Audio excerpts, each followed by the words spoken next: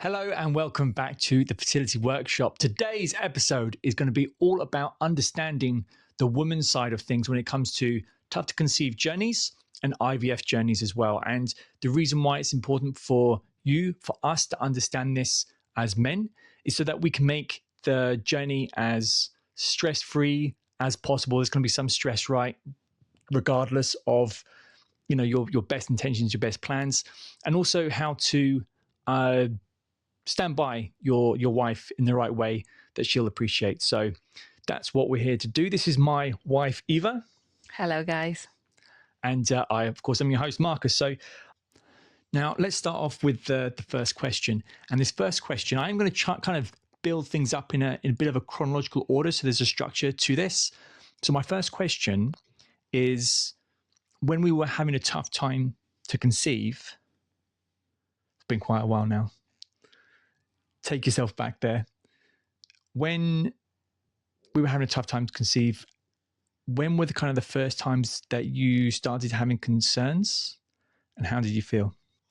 When you say concerns, what type of concerns are you asking about? Concerns about us having the ability to conceive. Well, it's a bit tricky because I think our story is a bit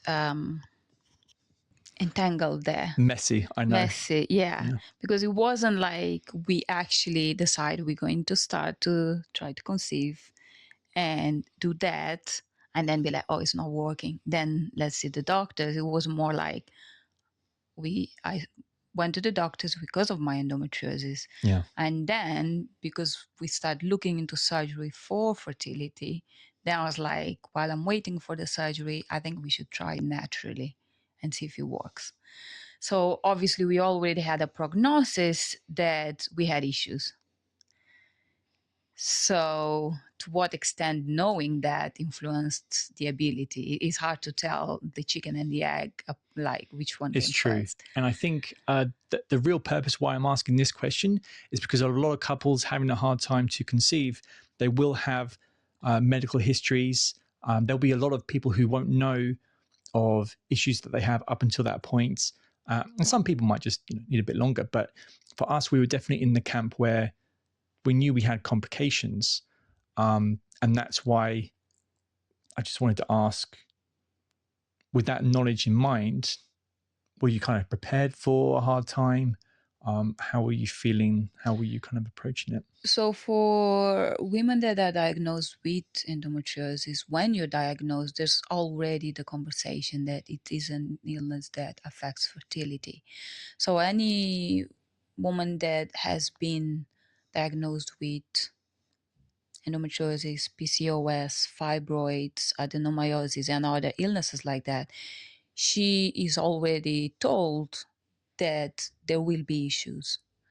So that's why I said it's a bit all over the place, because it wasn't the normal process that someone's like, I've been trying for some time and I can't get pregnant. For someone like me that has been diagnosed, she's already expecting to have issues. That said, obviously, we were having unprotected sex for some years and nothing happened. Yeah. So I would imagine that for couples that don't necessarily have an issue, that would not be the case. They probably would get pregnant if they didn't protect themselves, right? So we didn't try hard to protect. Obviously, we were doing coitus interruptus, which is some sort of protection, but the risks are higher than proper protection. That means withdrawing, guys, just in case you don't know. Sorry, was that too technical? Yeah, it was very technical. Okay, withdraw. Yeah, sure. Yeah. And so obviously we were doing that for some time and it never happened. Yeah. That's different. The other thing is that when I was considering the surgery, then it was like, I want this to happen naturally. So I do not have to have surgery. I do not have to do IVF. I do not have to have anything. So it was a little bit of a run against time and trying to make things happen, which probably brought more stress, more pressure, more everything. So it's kind of that's the long answer to probably one of my other questions, which is that, during that time, during us trying to conceive, leading up to any further action, you were already feeling pressured. You were already feeling a sense of anxiety. Is that right? Yes. And obviously, I was already over 30. I was already 32 when I started 32, yeah. speaking with the doctors. And I already had the prognosis of endometriosis. So there was already this stacking against us succeeding. Yeah. So, yeah. Okay. And that isn't going to be everybody's experience. No. But for the men and women, it could come from either side who are having issues with their fertility. I mean, my next questions, honestly, were going to be about IVF, but there is obviously a gap between that time to IVF within our story, because you had a couple of surgeries and that was a heck of a time. I think the most prudent question would be, how, by the time we came to IVF, how did you think of doctors? How did you approach the healthcare system? What psychology had kind of built up to that time? Because that would affect how you would have approached IVF in the very beginning. Yeah. I've been exploring that because I've been exploring the idea of medical trauma. I know. And see if I can overcome how I see doctors. And I think it has been gotten worse and worse with time, which is a part of medical trauma, which is the more treatment you have, the worse it becomes.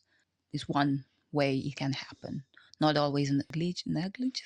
Negligence, yeah. Yeah, it's not always that way, but if you're constantly having treatments that can lead to medical trauma, so that's something. By the time we were starting IVF, I've already had the 2 surgeries beside my appendectomy, the removal of appendix when I was a child. Sure. So I already had history with excessive medical care. And every time you have to have a scan, every time, all of those things, it causes so much stress. Yeah. I told you, I would go to the hospital to have scans and whatnot. I'd leave the hospital. Like I would be like in high adrenaline while at the hospital. I would leave and I would crash and my body would be like, I need sugar. I need recharging. I would be so crashed after. Just like that stress response. So by the time we were starting IVF, I had very little hope for doctors to actually consider what I say. In a way, I was like, oh, maybe my bad experience is because it's public healthcare. Yeah. So in a way, I was still very hopeful that private healthcare would be much, much better. And that, sorry, did I say private? Yeah. Yeah, private, yeah. Yeah. That the public just, my understanding was like, maybe because they don't have enough time for you, they're not good. Yeah. I think we both had that expectation that Yeah. private would blow us away. Yeah. Especially considering how much you'd have to pay for a private IVF cycle. Yeah, exactly. So I had these high expectations for private care to be much, much better. So, and obviously we did see different clinics, but by that time I was like, oh, I regret having the surgery. I regret listening to the public healthcare doctors. I should have shopped around for second opinions, third opinions. There's always different opinions. There's always a doctor that would say, oh, I could do that. I wouldn't send you for surgery. And we found a few doctors that said that. So I think it depends a lot on the doctor. And it's like, it's not just the healthcare, if it's public and private, the clinic, the hospital, and it's the doctor's skills. So at that time, I don't think I was as aware of that dynamic. Yeah. So, but I was still hopeful that the private healthcare was much better. So the reason why I bring that up is because, if any of you, the man or the woman, are going to have surgeries, you need to have second and third opinions and understand what the very possible side effects, after effects are of those surgeries, and to always get second and third opinions, etc., to ensure that you're getting the help that you want. Now, I think, and to be honest with you, a lot of people's IVF journey, when they go into IVF, is built upon, you already have the kind of premise, or a lot of people will already have medical history. So by that time, whether people have just gone through a journey of tough to conceive and it's taken, let's say they've left it 18 months and they've finally seen the doctor, or they have had to have surgeries and now they know they have to go to IVF. How could I as a man tick all the boxes? You know, what are the things that you'd love to happen during those times? So while we were trying naturally, and then you can move on to the, you know, after you've got treatments and things. well, I actually have an interest because I'm doing my best to track my cycle, to find my ovulation, to know when's the right time, doing the right diet, doing juices, doing supplement. I was trying my best. You to were do doing all a this lot. stuff. Yeah. So it's a lot and research. and research. So there was a lot on my plate. And the least I would expect is you keeping up with what's going on. And as soon as I'm getting my period, you know, the peak days are coming. Yeah, I got 2 weeks until ovulation, basically. Yeah, so I want you in your peak state and ready to go. Just so you know, guys, that isn't how I was. I just thought everything was going to be okay. I was in a bit of a wonderland, if you will, thinking that everything was going to be okay. In hindsight, yeah, there was a lot more I could have done. And those things there, those taking an interest, understanding your cycle, you know, we've done podcasts and, you know, videos on that as well, of them being in a module in the course and such. But yeah, I mean, those are the bare minimum. So let's recap just very quickly from what you said there. Understanding your basic like cycle structure, to joining in eating, sleeping, living well, and what else? Being ready to, Ready to go. ready to go. But if I'm focusing on finding the right window, I don't know, maybe I want you to focus on the fun. A quick note before we continue. This episode is sponsored by the Supplement Blueprint, a free training we created for men who want to improve sperm health and stop guessing with supplements. We break down what works and what actually matters for male fertility, forms, dosages, timing, and the label tricks most brands use to look premium while under-delivering. If you want to join the free session, just go to thefertilityproject.life/blueprint. That's thefertilityproject.life/blueprint. Yeah, absolutely. Because if I'm already The focusing fun on all is this, super important. if I'm focusing on all this stuff, I can't also focus on the fun. It's too much. It's way too much information, too much things to deal with. And it just feels very frustrating when the person is not keeping up with exactly what's going on. And then I'm like, am I doing this all by myself? And you're just a sperm donor? It just felt like I was just doing the whole trying to conceive by myself. Okay, take a break. You're roasting me pretty fucking hard. Sorry. I don't know how you want me to react to these like responses. And the thing about the trying to conceive is that I'm trying to figure out my anatomy, my body, know when is the right time. And when I say I felt like I was doing it by myself, because I had to come and say, oh, we need to do it. Which for you just felt like I was attacking you. But if you're part of the conversation, you're part of what's going on, then it's not like an attack. So, okay, take it from me, guys. If I had to rewind the clock, because the thing that you don't want to happen is that your wife just comes up to you and goes, all right, it's time. Okay, let's do it. And like, you're just not in the zone. You're just in between different tasks and things.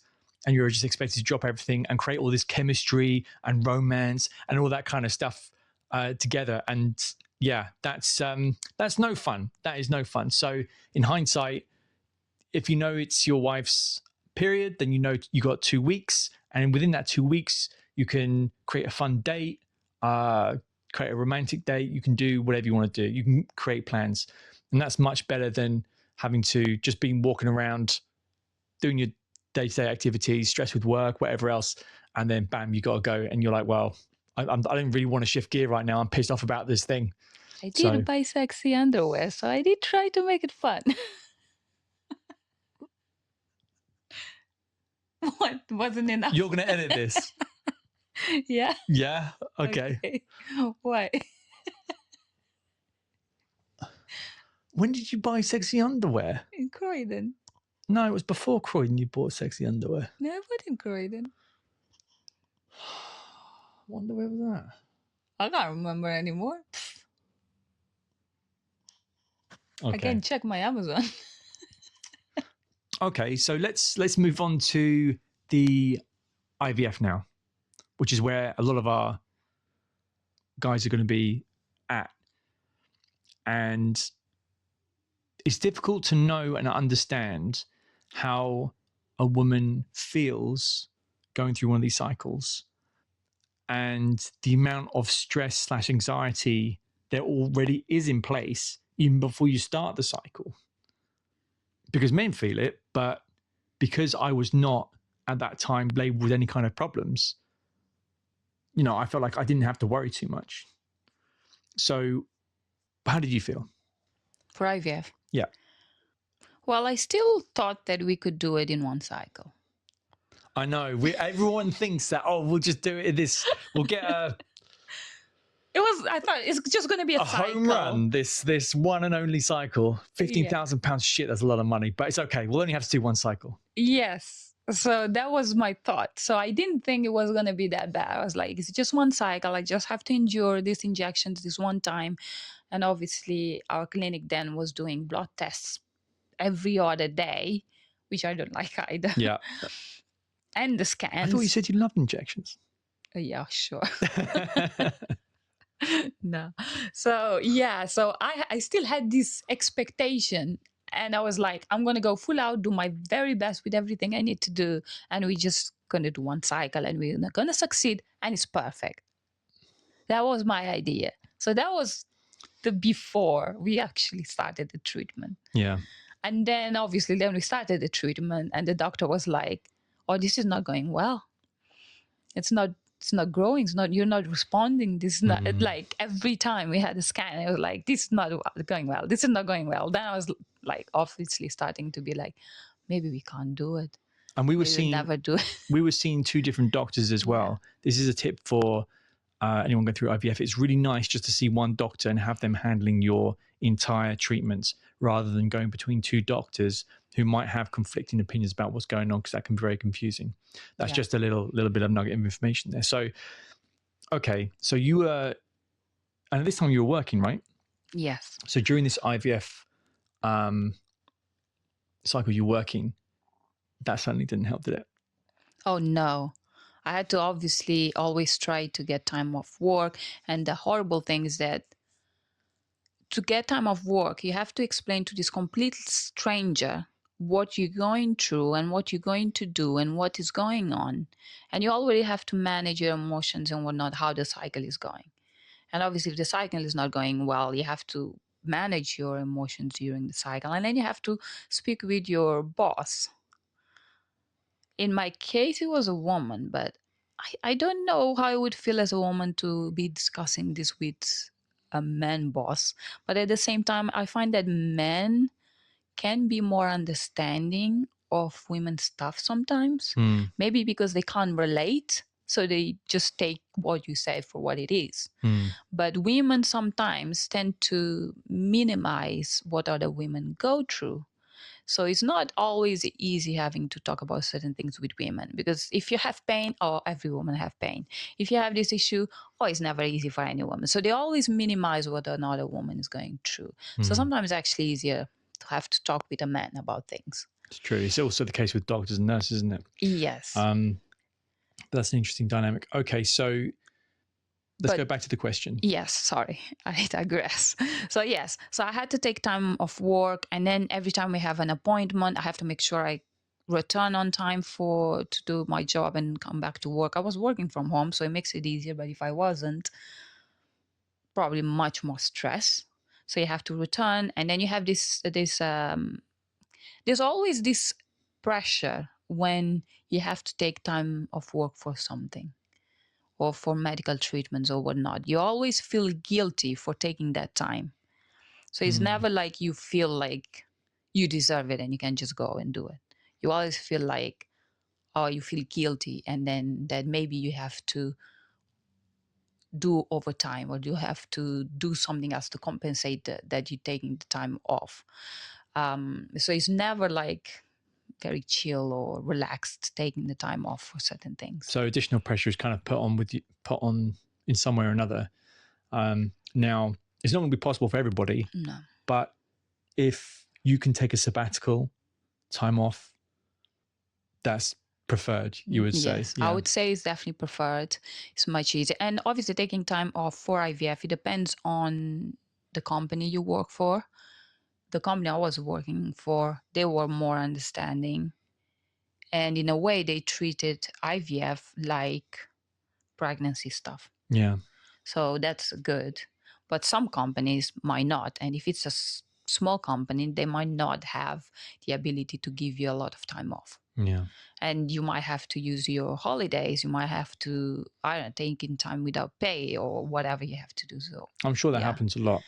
So what the reason why I'm coming out with these questions is that a lot of the guys, you might have to be prepared to shoulder the financial burden during those times, or to be a one job household for a bit of time. It's not going to be applicable to everybody. Everyone has different lifestyles and different careers, but that's something that should be made aware of. Now, I want to talk about the actual cycle, because you're going to go through a lot. Let's break it down. Let's break it down to doctor's appointments and scans, and then medication. Start with medication. Medication, you're taking injections, high dose injections of various hormones and medicines that are going to affect you. Now, can you speak about how they affected you and what support you need? You can even break it down into what was appreciated from me, what you wanted more of me, what you would wanted me to do more of. However you want to answer the question. But how were you feeling during that time? What was good, what was bad? So the injections, you can have different people are going to have different reactions to different injections. Some injections may have more or less reactions. I don't know. I remember feeling inflamed, feeling puffed, feeling like that I was retaining water. That was just my body that was not feeling centered and myself, did not feel like myself. Now, I remember more the adverse effects from certain medications. So, for example, there was one cycle that we started doing this progesterone priming, and I didn't do well with that type of progesterone. That one I remember not being able to sleep, not being able to function, having headaches, having all these things. Yeah. So that was probably the worst one for me, because now we're talking about sleeping issues and headaches. That's much different than just feeling inflamed, feeling puffed, feeling all this bloatedness. Whilst there is all these things, I don't think the injections for the hormonal injections during the stimulation were as bad as progesterone priming. For some people might be, that's a different medication, so it depends a lot on the person. Now, in terms of support you were giving me, I appreciated that you would do the injections for me.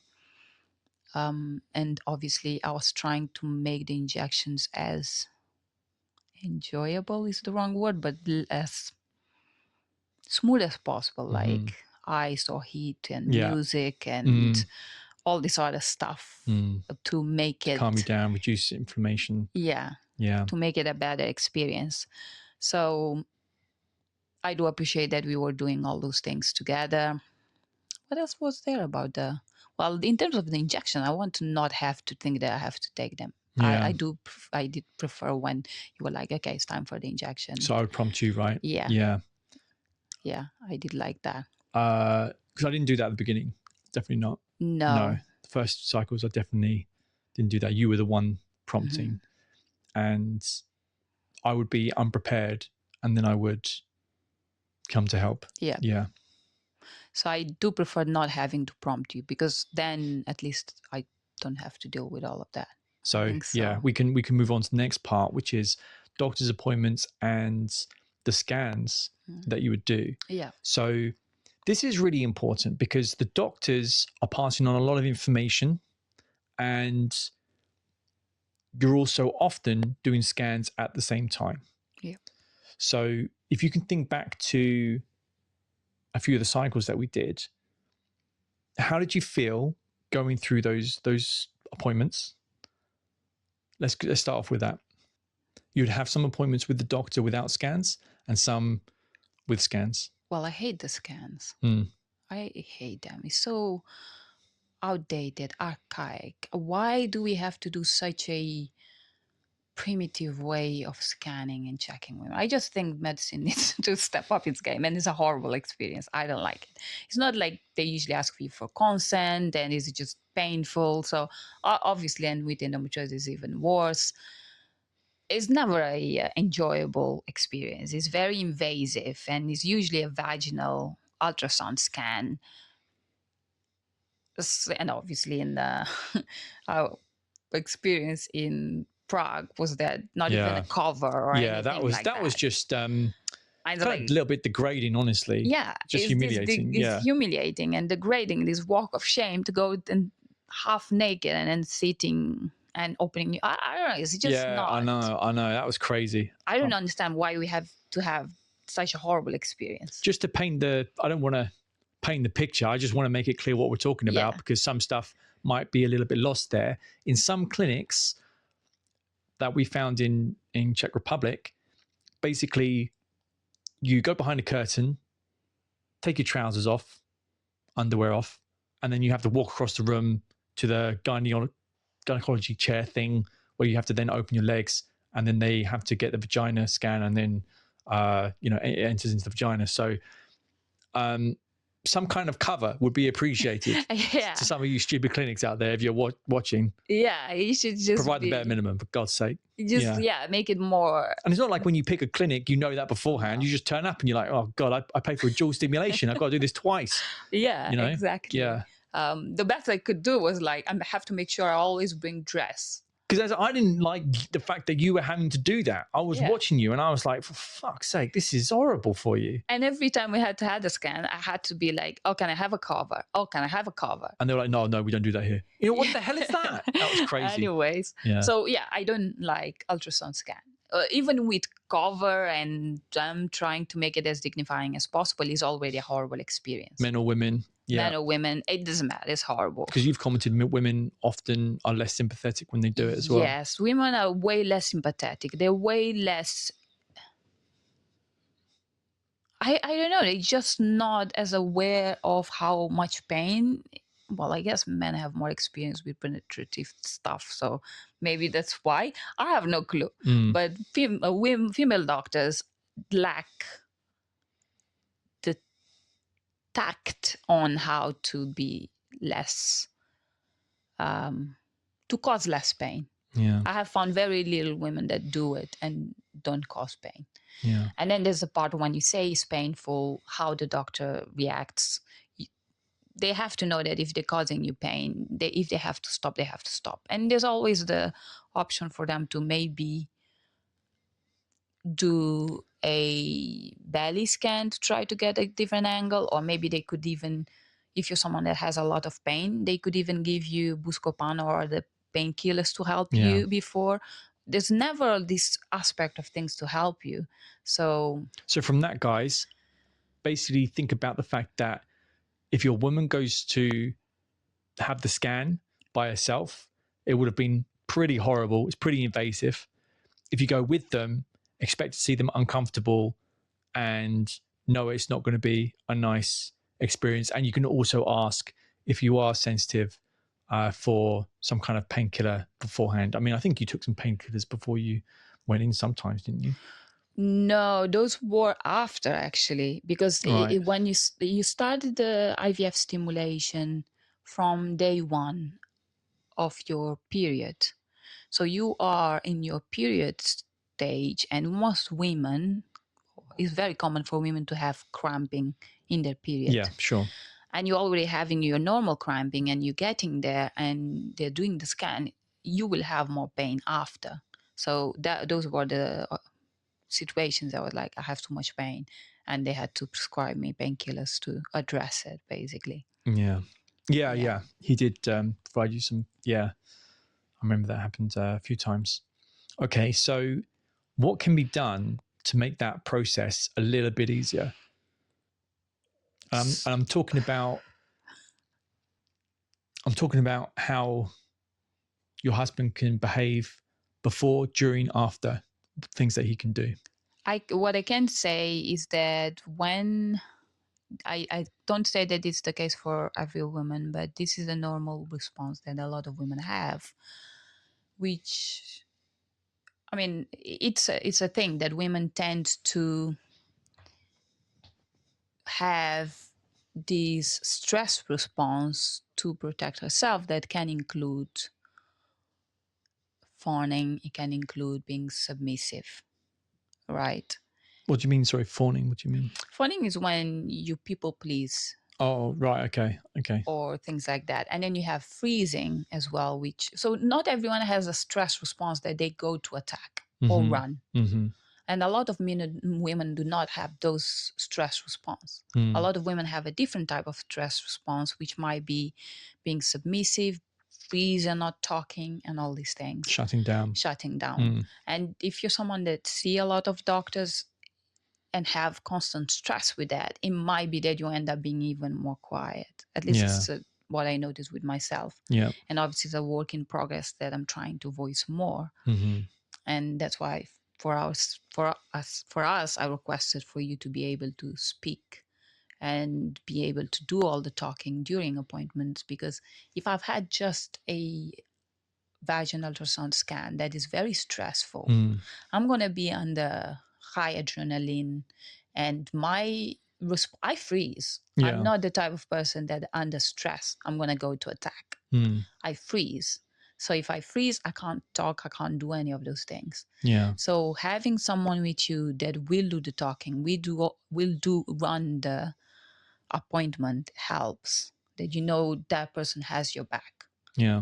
So that is very important. And it is, I guess it depends a lot on the person, and you know your other half, and you know how she responds to stress. But I think it's very common for women to be submissive. But the thing is that it's not good to be submissive to a doctor. Because then you're not saying that out. Actually, I'm in pain. Can you please be a bit kind? Can you be more gentle? Yeah. So you tend to just suffer in silence. And being submissive, especially in situations like that, is not just being quiet, it's also being disassociating from your body. So disassociation is one thing, is a way of coping with pain, is a way of coping with things. So having someone there that can support you, can do the talking, can be your advocate, can do all of that is very important. Obviously, this depends a lot on the couple. You will know how your partner is, right? And discuss with her what support she needs. In my case, I know I freeze, I get quiet, I don't speak as much. I try to always create a list of what I need to speak before to help me, because otherwise, I'm most likely I'm going to be quiet. Yeah. So I'm just going to pause that for a second, just because there's quite a lot there. So you spoke about, let's just start off with the fact that you mentioned create a list. If your wife is going alone to these appointments, then having a conversation before and knowing what information you need from that conversation, so she has a bunch of questions that she knows she has to ask in order to get key information for you that can extend to follicle size, or whatever it may be. And then you also mentioned that having trust there with your partner. I mean, how is that built? You know what I mean? Like, is that just something, just knowing that he is there is enough, or is there things that you want to see in him during the appointment? Well, yes, obviously it depends how you see your partner, but I would say if your female partner, your wife, your partner, I'm going to speak direct to the camera. Yeah. If she chose you, it's because at some level she feels safe with you and she's expecting you to protect her. So is you taking that role of the protector and being there for her. Now, it might be that a lot of feminist women do not want to voice this, but in an unconscious level, we all have that. Women are naturally smaller, right? Having your partner being your protector is a normal thing. However, I do say not all feminist women are going to be happy hearing this out. And it might be the case that they don't want to hear it, but the question is, how do they feel deep down? I'd say. So how do men fulfill that task? What's the cheat sheet during this time? What do they know that they need to do during these scans? I can talk from my experience. If they go with you, because of course there is a lot of people who it can only, it's not always possible that both go. So I can talk from my experience. Yeah. What makes me feel at different times. So I appreciate that you go with me to the scans. It makes me feel supported. It makes me feel happy. It makes me feel appreciated and cared for. Right? So I really appreciate that. And I love that. Just being there is like more than 50%. Because there you go, guys. It's pretty easy. Just turn up. Yeah, because if you're there, I know that if something happened, you will stand up for me. There's no way your partner is going to be there with you and something is not right and they're just going to be like, of course not. I would say during the scan, it's a little bit tricky because I know the doctor's got to do a job. I know you're feeling what you're feeling, but I also know that you're trying to be as quiet as possible. Yeah. So if you're showing pain, I usually have to just say something in order for the doctor to know that you're in pain. However, there are some doctors, like that female doctor that we don't have fond memories of. That was painful for you, that one. But I still didn't quite know what to do. But I now know that I would just say, okay, you need to stop what you're doing, and that's gonna have to be it. Yeah, basically, for today, or maybe we need to take a break. That's not going to be everyone's cup of tea, but no, I mean, the doctor's not going to be happy with taking a break. It's not going to be happy that you're delaying the scan. They have their agenda of stuff that they have to do, so they're not going to be happy with certain things. But I would say to you guys, at least say, look, please be gentle. You're hurting my wife right now. Yeah. So if you have to say it. Yeah. I don't care. You're paying, they have to figure things out. That's just the way it is. Yeah. Quick pause before we continue. This episode is also supported by a free session we're running called Sperm Analysis Mastery: How to Read Your Results Properly. In this session, I walk you through my own semen analysis reports, the real numbers, real changes, and explain what each marker actually means: the volume, concentration, motility, morphology, liquefaction, and what clinics often don't explain. Most men are told they're normal or borderline without ever being taught how to interpret the report, how to track improvement over time, or what the numbers actually mean. If you want to understand your results instead of guessing, you can join the free session at thefertilityproject.life/free resources. That's thefertilityproject.life/free resources. Yes, where were we? So we were talking about the things that men can do during these scans, before, after, during, that make it an easier time. Okay, so in my experience, turning up. Yeah. Number 2 is just taking the, how would you say, taking the ox by its horn, taking the bull by its horn. Yeah. Exactly. So he's seeing the appointment like a bull, and I prefer when we take control and are very clear on what we need, and not let the doctor just decide everything. Yeah. But we are our type of person, and I'm not the type of person that want an authoritarian doctor. Yeah. Some people might want an authoritarian doctor that does everything to them. I don't. So just to be clear about what that means, an authoritarian doctor is just them telling you how it is. You follow their guidance and you do what they say. Whereas our style is more, we do our own research. We very much have very strong ideas about how we want our IVF experience to be, and communicating that to the doctor and having conversations and having intelligent conclusions that we are happy with. Is that fair enough? Yes, exactly. So obviously, because I don't want an authoritarian doctor, it's important for us to voice in the appointments. So if I'm under stress and I'm submissive, I'm not going to be able to voice. Yeah. And that's detrimental for our treatment. Every time we weren't able to be like, no, this is not what we agreed, this is not what we discussed, things didn't go It always blew up. Yeah. So I appreciate that. So turning up, taking the appointment, taking control of what's going on in the appointment, asking the questions that are needed. It doesn't matter how uncomfortable the doctor is. Yeah. Just or how dismissive they are. Yeah, because exactly. sometimes they just want to get you out of their office as soon as possible. And I would say always you need to measure the follicle growth within each cycle, get very clear-cut idea of how many there are, what their size is, talk about any concerns that you might have, endometrional. The thickness of the endometrium. That's the one, yep. Yeah. And just knowing how things are progressing. If it's you want to get a feeling what the doctor thinks. Are the follicles growing okay? Is the treatment working? So do we want to cancel? Do we want to continue going ahead with the egg collection? Yeah. All those questions. Yes. Yeah. So and to be clear, we've done like 4 years of IVF. So that's why we're a lot more hands-on with this. Yes. Because in the beginning, no, we didn't know enough. No. We were like lambs to the slaughter, like everybody. Yeah, and that's why we're here trying to help you guys. Exactly. So so those two things are already going to help a lot. And obviously, so turning up, standing up for your partner for whatever reason needed, taking control of the appointment, and asking all the questions. That's pretty much it, isn't it? Okay. And then before and after this appointment, is there anything that can be done? Before the appointment, mentioned painkillers.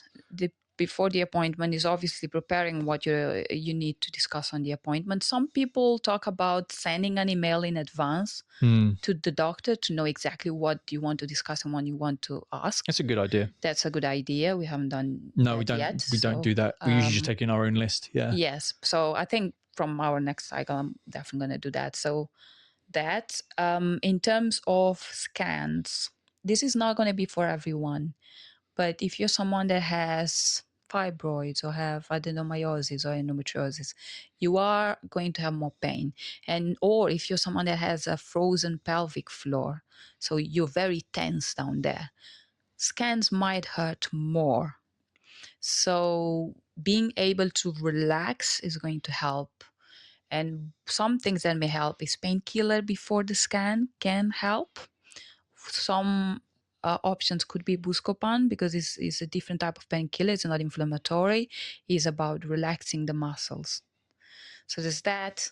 It could be some sort of other pelvic floor relaxation technique, or even what I try to do, I try to prime myself that is not going to be a bad experience. Try to visualize a good experience so I don't have the negative placebo effect. So I try to do that. So there's those things that you can do to prepare for a scan so it's not as painful. So after the appointment, I don't know. It's hard to tell about how men can support. Obviously, it depends if she's in pain, how much stress was in the appointment, how is she feeling. So it depends a lot on the person. And the circumstances in terms of if you both go, do you have priorities that you got to get to quickly? Yeah. So I have things that I think of I have to get done after an appointment. And with our experience so far, there's things that I think by now that I must get done when I leave the appointment, not necessarily that you have to get done for me. So I think it depends on how am I feeling. If I'm completely shut down, the question is, what should you do when I'm completely shut down? Have there been situations that I was completely shut down? Oh, I think the most shut down you've been has actually been after certain doctor's appointments, not necessarily the scans, because the scans you get a crash, basically. That's what I think of. And you don't want to make decisions. You don't want to have to arrange an Uber. You don't want to have to think about food. You don't want to have to do any of that. And I would even say for some people, not necessarily for us, bring a fizzy drink, have some chocolate, to help with that crash afterwards. But I think reducing decisions and if there's something that happens in the appointment, you can vent about it afterwards. That can help. But sometimes you'd be like, you know what? I don't want to talk about it right now. Let's talk about it later. Yeah, so I think my usual feeling after an appointment is that I need to pause. Yeah. That's my usually reaction. I need to pause. I need to gather myself. That's usually what I feel like. So I don't want to talk too much. I don't want decisions. I don't want someone bombarding me with information or anything like that. So I did say that, you know, I talk about after doctor's appointments, what can a man do to support you during that time? But I think we've pretty much gone over that. I would just say for a lot of people who are going through IVF, there is often disappointing news. There's going to be the bad. I mean, it's never a merry time going through IVF, but there is going to be lows, distinct lows. So you get some bad news or something like that. From your point of view, how can a couple get through that and grieve that news, heal from that news? How can they work through it in a way that both people are supported? I would say I actually would think that therapy might be good. We did try fertility counseling once, and I actually enjoyed it. It was good, and what's crazy was that was right at the beginning as well. Yeah. And we never really went back to it. No. Yeah. And I'm not someone that actually likes counseling, but in that case, I was like, actually, this helped organize my thoughts and feelings. So actually, fertility counseling might just be a good idea. Beside that, we haven't done anything like that. After that, what do I usually do to help myself overcome it? I think there's always this grieving. It's more about, yeah, okay, let's explore that. Yeah, and then we'll talk about how the man's involved with that as well. Yeah. I feel like there's always this grieving, and because our issue, I'm the biggest issue. Obviously, I will have this thought of but that's going to extend to the guys having the biggest issue as well. You know, that idea, like, I'm not performing, my body is not performing, it's not doing what it should be doing. My partner would probably be better off with someone else. There's all these thoughts that you will think, like, maybe there's no point in doing this. Do we have to do it? Why do I actually want to have children? So I keep returning to this question: what are my real reasons to want to have children? What is it that I want to take out of it? Why is it? How is it important? So I keep returning to my whys, and there's always this grieving and then this fear, like, what if it never happens? So there's always all these thoughts going on, right? Yeah. And that's why I said counseling would probably help. We didn't return to counseling, and every time, I'm not quite sure how did I react last time when the cycle it didn't work. I think a great deal of anger at the clinic because we didn't have a positive experience with that clinic at all. So there is a lot of that, and we're still working through that as well. Yeah. But I think last cycle, because it was a dual stimulation, before the second stimulation, I don't know, because it started wrong, that cycle. I think I didn't feel as much the same thoughts as usual, because from the beginning I was like, they didn't do what we asked for. So there was always like, they messed up our cycle. They didn't do the cycle they were meant to do. The protocol was wrong. The doctor was wrong. The coordinator was wrong. Everything was wrong. Yeah. And then by a lot went wrong. Yeah. So there was all this, it's like, in a way, their fault. They didn't do anything right. So that didn't help, which I guess is different from our first and second cycle, which I couldn't say they did anything wrong, because it was different. It was just still establishing like, a baseline of, you know. Yeah.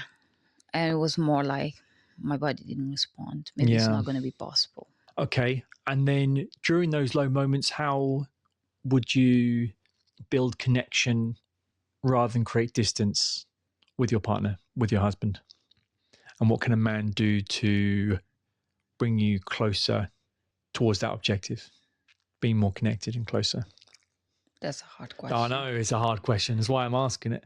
Because for a lot of you guys out there, you're going to go through some bad news sometimes. And I think it's so these are the key hard questions. because obviously I have the biggest fertility issue. So I am dealing with a lot. I have to deal with guilt of not performing. Mm. So that's different than if it was the other way around. Then I would turn the question to you and like, because in my mind, like, do you ever blame me? Mm. So there's all these questions in my mind. So I don't, just to be clear, I don't ever blame you.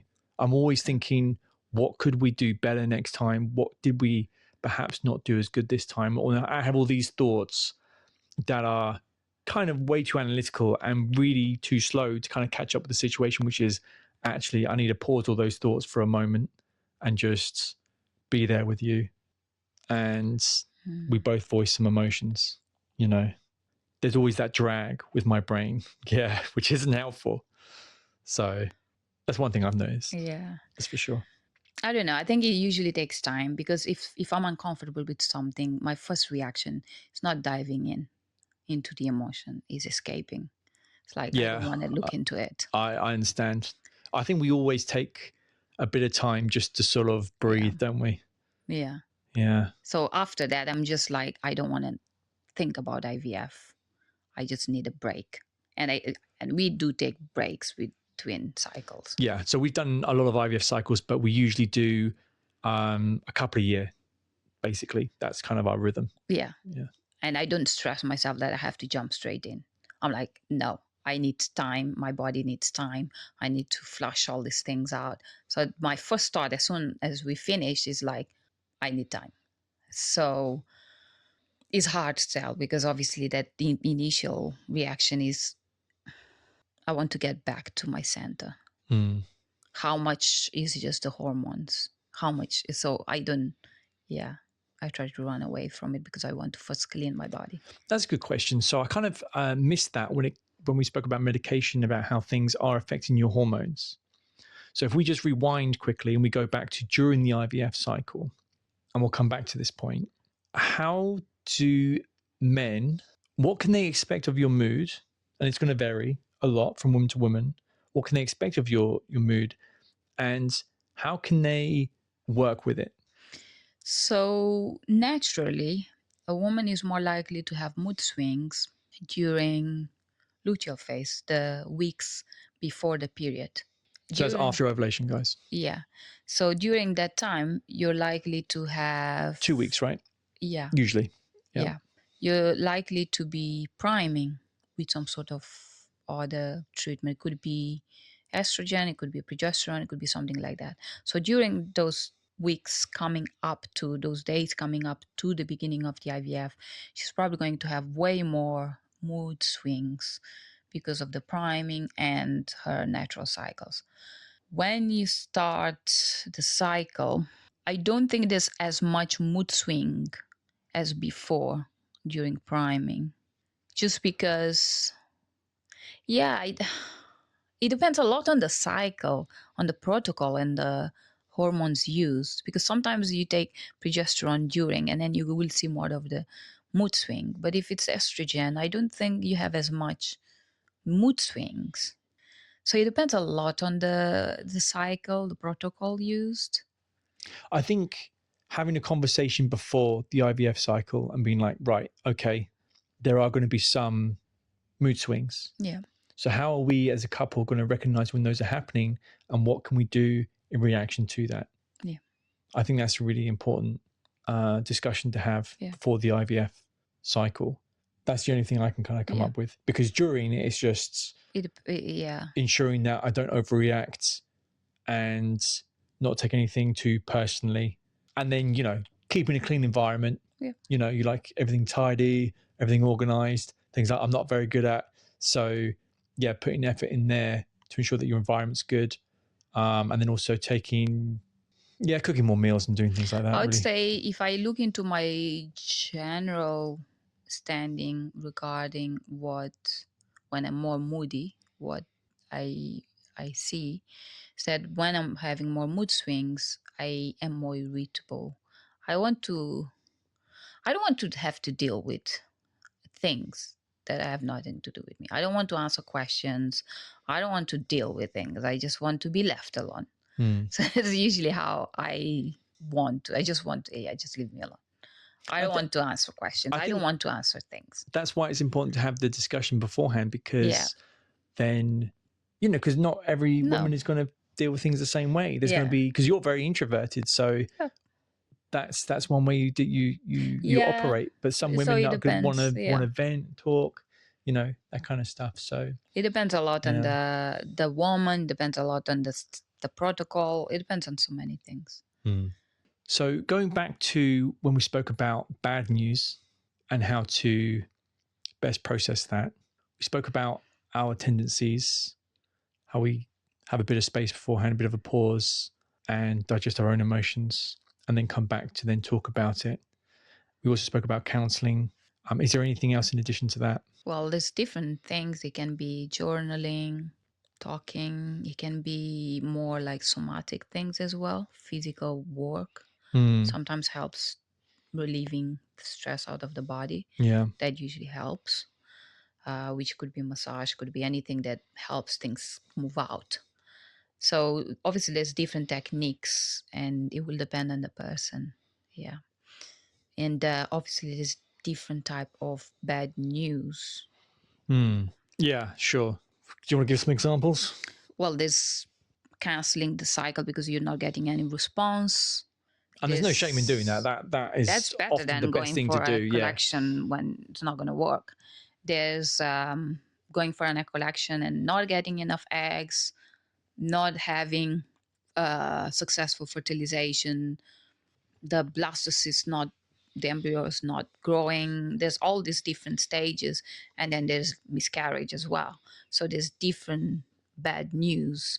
Obviously, if someone is having miscarriage, then they should definitely work towards dealing with the grief. Yeah. And that's probably the worst one. But yeah, there's different type of bad news. Yeah. And so we're essentially, what that all means is that there's no one rule fits all, that you know, you're going to behave in a certain way in regards to, because we haven't had that miscarriage. No. You know, we've only had aborted cycles, we've had failed cycles. Yeah. So that's why our reactions are what they are, but everyone's will be individual, and they have to take that into account. And maybe again have a conversation before they get any, because coming up to an appointment, well, I don't know, sometimes we just get given an email. No, it's usually an email. Yeah. I definitely think that having counseling probably would help dealing with bad results. Yeah. However, counseling is not cheap. Not all clinics offer counseling included in their packages. If that's not possible, then the person have to have some sort of outlet to help with the emotions afterwards. Okay. So I'm going to recap in a moment, but what is there like one thing that you absolutely loved that I did supporting you during IVF over all these years? And what is one thing that you would suggest any man avoid based on either something that I've done in the past or that you think, you know what, that would be awful?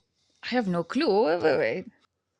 Just something I loved. Yeah. There's a lot of small things, though. I can't pick one thing. Okay, reel them off. Well, I like that you do the injections for me. Okay. I don't want to have to do them. I like that you're there in the appointments with me. Okay. I like that you speak up in the appointment so I can recover. I like that after collections, you usually waiting for me with a smoothie or juice or something like that. I like those small things. So there are small things, but they matter a lot. So I would say the small things are very important. Okay. Now, things not to do, was that what you asked? Well, things that you felt have been really kind of unhelpful, hurtful. Yeah, something along those lines. Well, what I don't like is that if I feel that I'm doing everything by myself. Yeah. I don't like that. Absolutely. That's basically, yeah. That would be your big one, would it? Yeah. Yeah. And feeling alone throughout the process. Yeah. Yeah. And that obviously is going to depend from woman to woman. Some women might have different things that are like, I would like you to be there. Others might be like, oh, it's fine. Yeah. So. Okay, great. Well, I think that was kind of like a good kind of summary. I think that was very helpful. So thank you very much. A lot of guys are going to get a lot from that. Yeah. Do you have anything else that you want to pass on to the audience before we wrap up? No. Well, as always, Eva, it has been a pleasure. Thank you so much for taking the time. I appreciate that. Being transparent isn't always easy, and but I know that everyone's going to get a lot from it. So thank you very much, and a big thank you from myself. If anyone is looking for male fertility improvement courses or coaching, please look at our website. And also, if you're looking for any kind of IVF pathfinding services, that is also open to you guys as well. Please check out the website as well. But yeah, as always, thank you very much. Take care and be well.